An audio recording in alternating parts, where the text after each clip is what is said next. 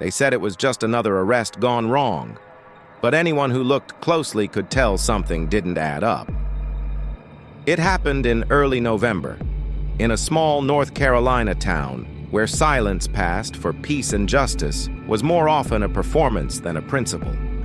That's when a respected black lawyer named Jalen Morris, a man with a flawless record and a reputation for dismantling corrupt cases in court, was pulled over, humiliated, and arrested on drug charges.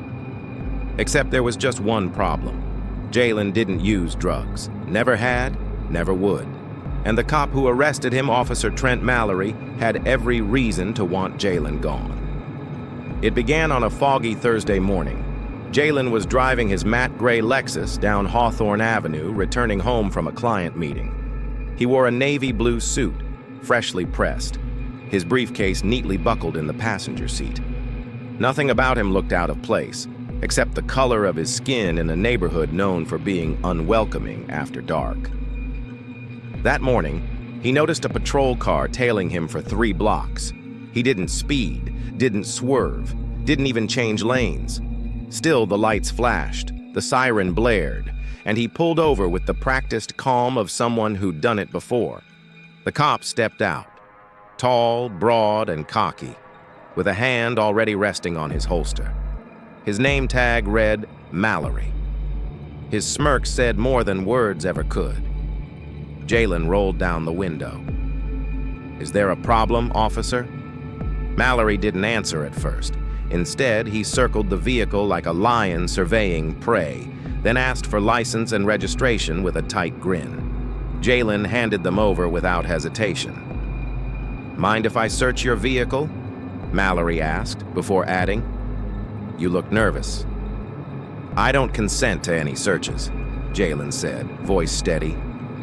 "And I don't look nervous. I look like someone who knows his rights."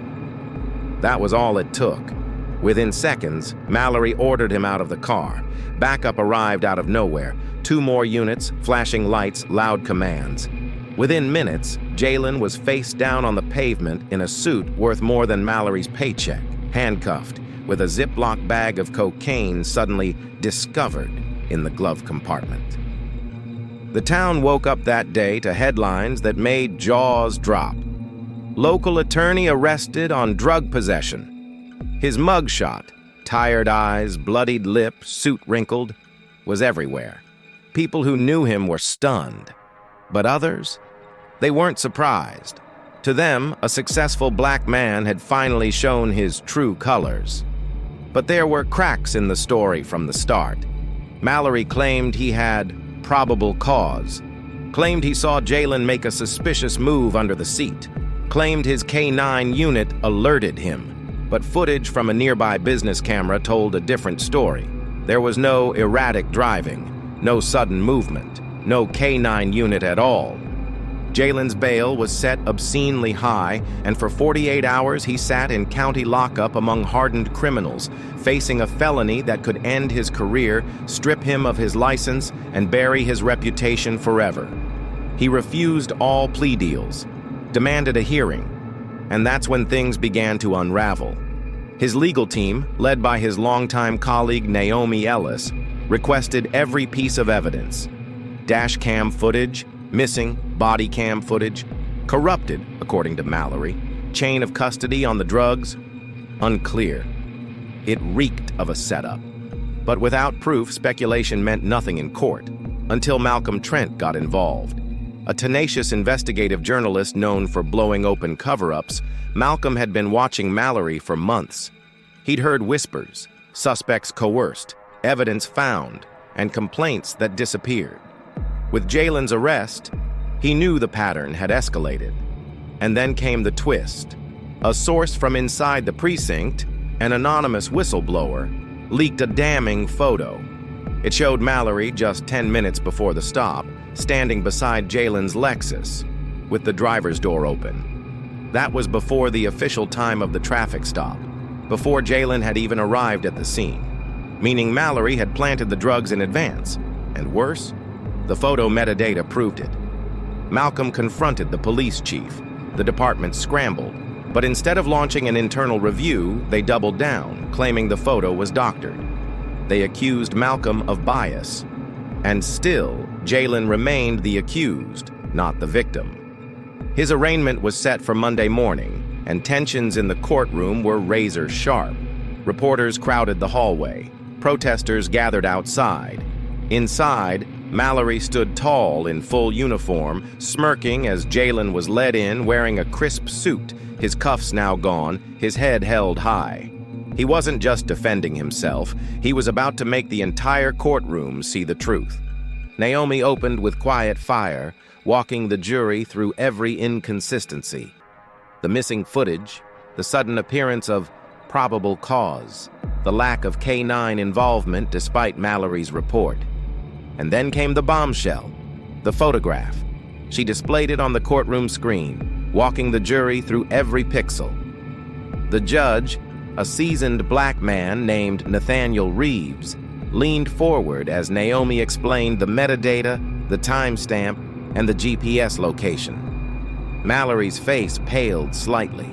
Still, he didn't crack. The prosecution tried to object, but Reeves overruled them. "Let's hear it," he said. Naomi didn't waste time. She called Malcolm to the stand. He testified under oath about his source, the chain of verification, and the repeated attempts by Mallory to suppress the truth. Then the whistleblower herself stepped forward. Her name was Tasha Bell, a young officer in training who had noticed something off about Mallory's report that day.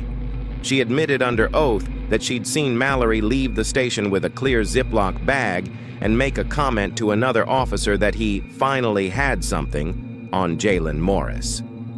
The courtroom exploded. Gasps, murmurs. The judge called for order. Mallory's attorney requested a recess, but it was too late. The story had cracked wide open. Reporters scrambled for their phones. Cameras clicked. Mallory began to sweat. But then, in the middle of the chaos, a motion was filed, one that no one expected. The prosecutor suddenly moved to dismiss all charges against Jalen, not because of the new evidence, but because, according to them, continued proceedings would compromise an ongoing investigation. Judge Reeves narrowed his eyes. "Whose investigation?" he asked. The prosecutor didn't answer.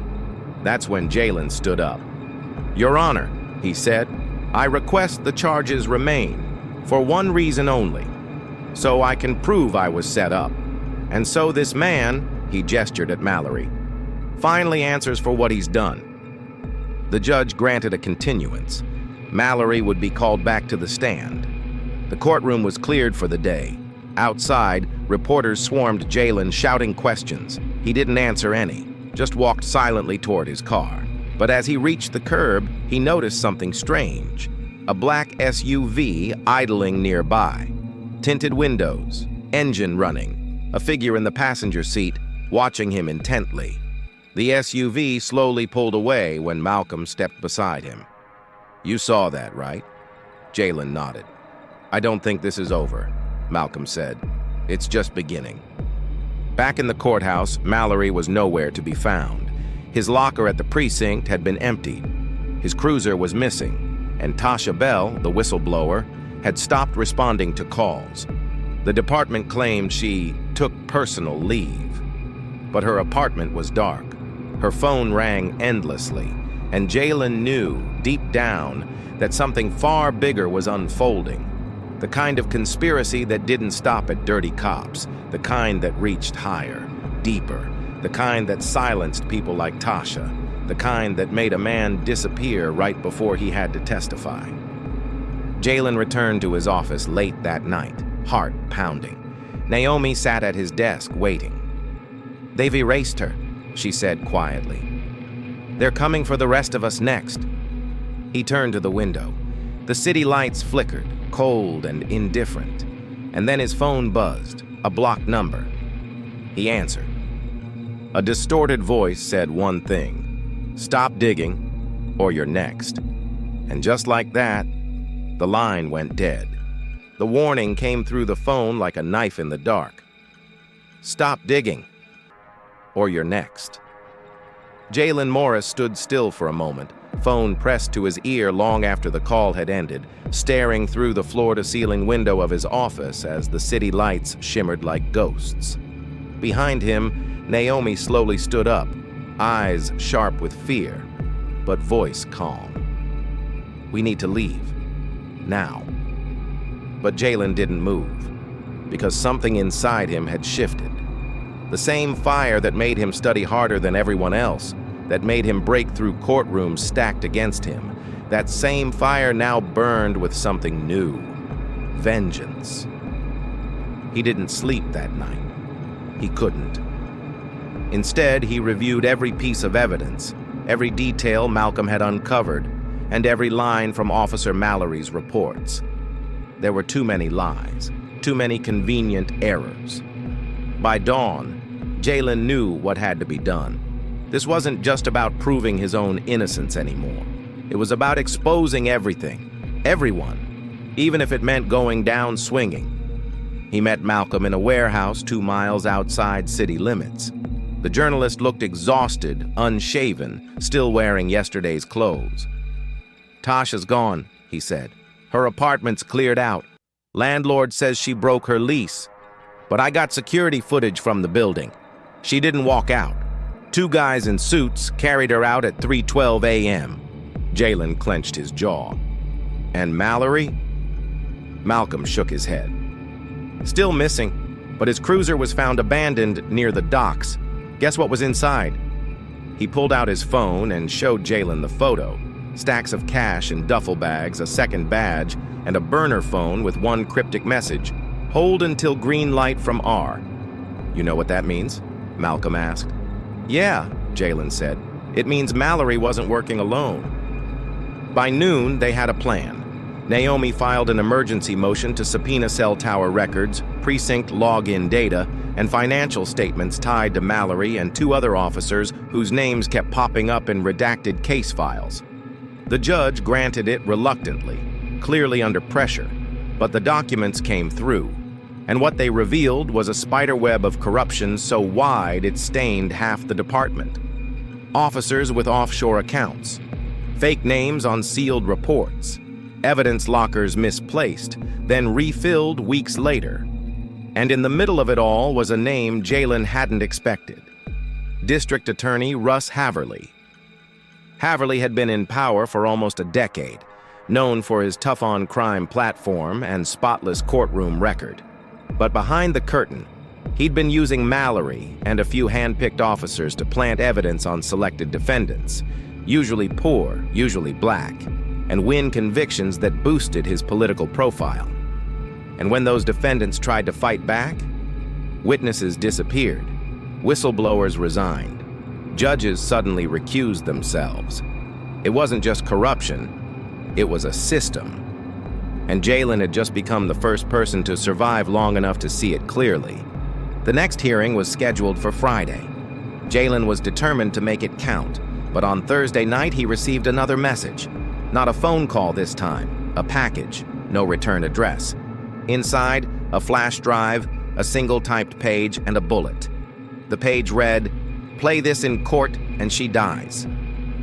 Attached was a photo of Tasha, bruised, eyes red, clearly being held somewhere dark and cold. Naomi stared at the photo in horror. "They're threatening to kill her if you speak." Jalen said nothing for a long time. Then he looked up. "Then we speak louder." The courtroom was packed Friday morning. More cameras, more press. Protesters lined the courthouse steps, holding signs with Jalen's face and the words, "Justice for all." Inside, tension hung in the air like static. Judge Reeves entered. The bailiff called the case, and Jalen stood, calm, precise, controlled. "Your Honor," he began, "I will not be presenting a defense today. I will be presenting an exposé." He laid out everything, starting from the moment of the arrest, through every missing report, every false claim. He walked the court through the leaked precinct documents, the financial statements, and finally the image of Mallory pre-planting the drugs. Reeves leaned forward. The room was silent. "But I want to focus," Jalen continued, "on the man who made all of it possible." He pointed to the back row. And there, red-faced and sweating, sat District Attorney Russ Haverly. This man authorized false warrants, pressured officers into fabricating reports, and most recently, threatened to murder a young whistleblower to protect his operation. Gasps echoed. Reeves turned sharply. "Mr. Haverly, you are not on trial here, but—" "With respect, Your Honor," Naomi interrupted, stepping forward with a USB in hand. "We request to play this video. It is direct testimony from Officer Tasha Bell, recorded before she was abducted." Reeves looked hesitant. "If this video was recorded under duress—" "It wasn't," Naomi said. "I know, because I helped her record it." The court fell silent again. Reeves nodded slowly. "Proceed." The screen flickered on. Tasha appeared, tearful but composed, speaking directly into the camera. She detailed how Mallory bragged about setting up Jalen. How he said, "The DA's tired of Morris ruining his conviction rate." She confessed to witnessing drugs being taken from the evidence locker. She named names, dates, times, the whole conspiracy laid bare. And then she ended with one sentence. "If you're watching this, I'm probably gone. But make them pay." The room erupted. Court officers moved to detain Haverly, who stood, shouting that it was a setup. "You think you can trust a rookie over me? She's lying! They're all lying!" But Reeves had heard enough. "Remove him from the courtroom." As officers grabbed Haverly, he yelled, "You'll regret this, Morris! You'll regret every second of it!" But Jalen stood steady, unmoved. Outside, the world had changed. Media coverage exploded. Federal agents descended on the precinct within hours. Mallory's name was placed on a national BOLO list. His associates were arrested by nightfall. And then, late that evening, a call came in. A motel off I-85. Someone had heard screaming. Officers arrived. They found Tasha, barely conscious but alive, tied to a bed frame in a room rigged with surveillance. As she was taken into the ambulance, she whispered one name: Russ. It took less than 48 hours for indictments to come down. Haverly, Mallory, 4 other officers, even a judge who had quashed evidence in 3 prior cases. Jalen watched it unfold from a press conference podium on Monday morning, standing beside Naomi, Tasha, and Malcolm. "This isn't about revenge," he said. "It's about accountability. For every person who never got to walk out of a courtroom, for every innocent soul locked away. We don't just want justice, we demand it." And just when the city began to exhale, thinking it was all over, Jalen received one final letter, mailed with no return address. Inside, a photo. Mallory, sitting on a crate somewhere in what looked like a warehouse. Next to him, 2 men in black suits. On the back, written in ink. He wasn't working for Haverly alone. Jalen stared at the photo, feeling that same fire reignite in his chest. Because this wasn't over. It had only just begun. And this time, the system would be afraid of him.